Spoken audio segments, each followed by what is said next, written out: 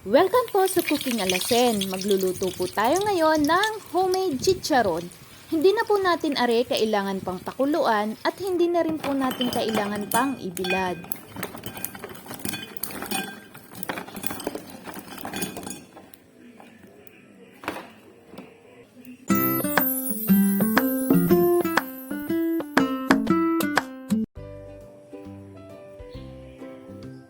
Bumili laang ho ako ng 1.5 kilo ng balat ng baboy. Meron din ho aring kaunting taba. Hugasan nyo laang ho aring mabuti at hiwain nyo laang ho ng pang chicharon na size. Yung garin nila ang ho ang kanyang pagkakahiwa. Hindi ho masyadong malaki at hindi rin man ho masyadong maliit. Mga 2 by 3 inches laang ho yung kanyang size. Arilaang ho ang ating gagamiting pampalasa, 1 kutsarang asin.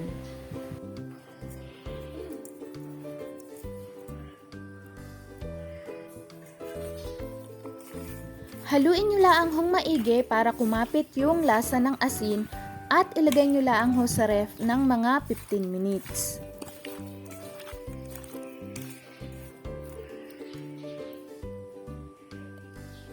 Magpainit laang ho kayo ng 1 tasang mantika at saka ho natin ilalagay ang balat ng baboy.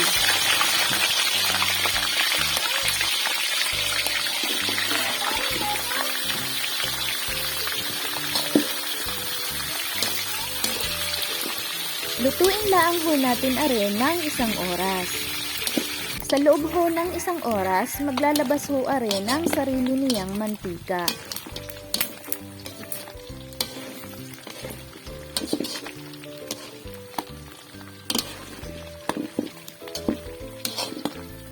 Kailangan ho ay malakas ang apoy. Ako ho ay din na nagluto sa kahoy para ho tipid naman sa gasol.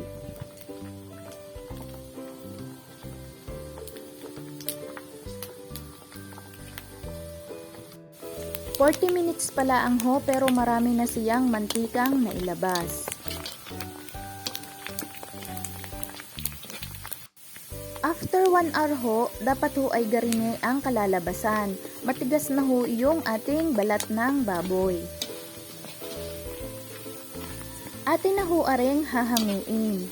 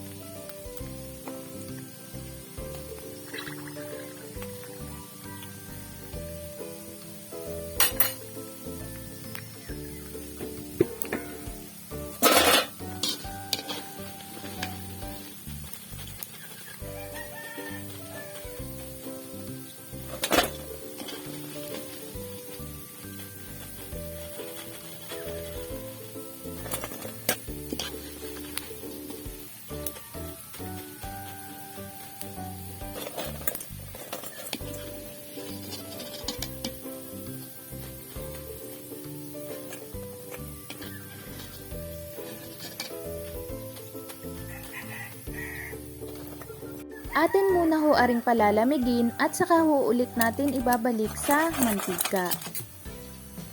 Ari ho yung mantika na ginamit natin kanina. Painitin laang ho ulit natin at saka ilagay ang ating balat ng baboy. Kapag ari ho ay bumusa na or nag-pop up na, luto na ho ang ating chicharon. Kung nagustuhan niyo po ang aking video, mag-like at mag-subscribe lang po kayo sa Cooking Alasen at i-hit ang notification bell para updated kayo sa mga bago nating upload na recipe. Mura na, masarap pa!